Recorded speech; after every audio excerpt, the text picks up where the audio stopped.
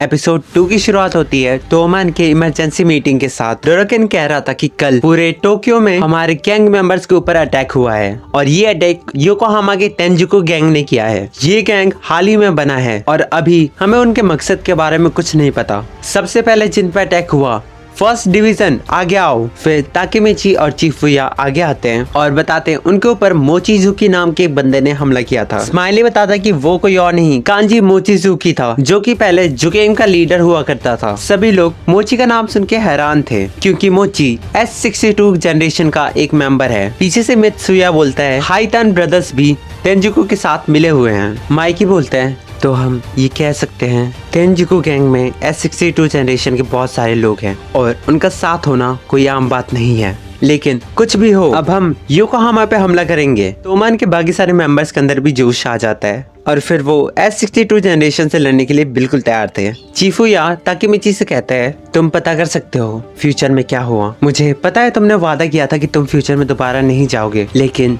जब हमें जरूरत है तुम फ्यूचर में चले भी गए तो कोई बुरी बात नहीं। तुम फ्यूचर में जाके नाओतो से इस बारे में बात करो। ताकेमिची भी वहाँ से निकल जाता है एंड फिर वो चला जाता है नाओतो के घर पे। उसे बाहर पे हीना दिखती है। हीना को देख के ताकेमिची थोड़ा सा इमोशनल हो जाता है। नाओतो उससे पूछती है कि तुम्हें इतना चोट कैसे लगा। ताकेमिची कहता है वो लड़ाई में मैं हार गया था।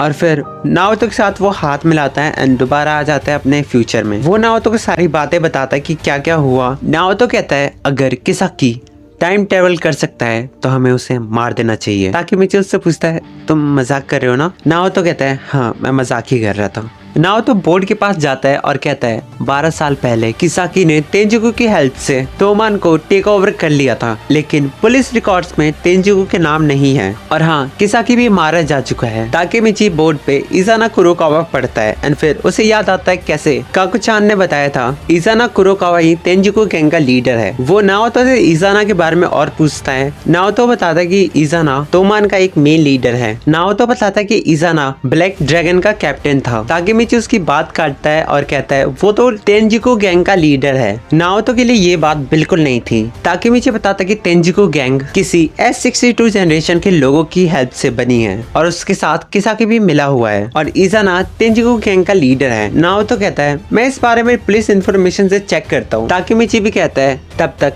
मैं भी अपनी तरफ से कुछ ना कुछ करता हूँ। ताकेमिची ने ऐसा कह तो दिया था लेकिन उसे पता नहीं था क्या करना है। वो एक चर्च में चला जाता है। वो चर्च वही चर्च था जहाँ पे उसने 12 साल पहले ब्लैक ड्रैगन के साथ लड़ाई की थी। वो वहाँ पे बैठता है और अपने आप को बहुत हेल्पलेस मानता है। उसको समझ नहीं आता कि उसे क्या करना चाहिए। वो ये बात थोड़ा चीख के बोलता है तो सब लोगों का ध्यान उस पर चला जाता है। साइड से आवाज आती है तुम शांति से प्रेयर करो ताकि उसकी आत्मा को शांति मिल सके। ताकेमिची सोचता है उसकी। वो साइड में मुड़ता तो वो देखता है ताइजू वहीं पे था। ताइजू हक्काई की मौत के बाद हर रोज वहाँ पे आता था और हक्काई की आत्मा को शांति मिले इसकी प्रार्थना करता था। वो ताकेमिची को 12 साल बाद देख रहा होता है। ताकेमिची कहता है कि मुझे तुमसे कुछ बात करनी है। मुझे इजाना कुरोकावा और ब्लैक ड्रैगन के बारे में कुछ जानना है। ताइजू उसे अपनी जगह पे लेके जाता है। वहाँ पे ताकेमिची के साथ नाओतो भी था। ताइजू कहता है मुझे पुलिस वालों से कोई मतलब नहीं, लेकिन क्योंकि ये बात हक्काई के लिए है पूछो क्या पूछना है, क्या पता करना है इजाना कुरोकावा और ब्लैक ड्रैगन के बारे में। ताकेमिची उससे पूछता है क्या तुम्हें तेंजुको गैंग के बारे में पता है। ताइजुको कहता है हाँ मुझे पता है, वो योकोहामा की एक गैंग हुआ करती थी। ताकेमिची इससे पहले इजाना के बारे में पूछो। पहले तुझे ये भी पता है ब्लैक ड्रैगन किसके द्वारा स्टार्ट हुआ। ब्लैक ड्रैगन की स्टार्ट शिनिचिरो सानो ने की थी, यानी माइकी के भाई ने। और फिर ब्लैक ड्रैगन का 8th जनरेशन उसका लीडर था कुरोकावा इजाना। और 3 साल बाद जब उसने ब्लैक ड्रैगन को छोड़ा तो उसने योकोहामा जाके तेंजुको गैंग स्टार्ट की और फिर वहीं से कांटो इंसिडेंट का स्टार्ट हुआ। ताकेमिची को याद आता है कि किसाकी भी ऐसे ही कुछ बोल रहा था। ताइजू कहता है तुझे ये बात पता ही होगी, तोमान और तेंजुको में से कोई नहीं जीता।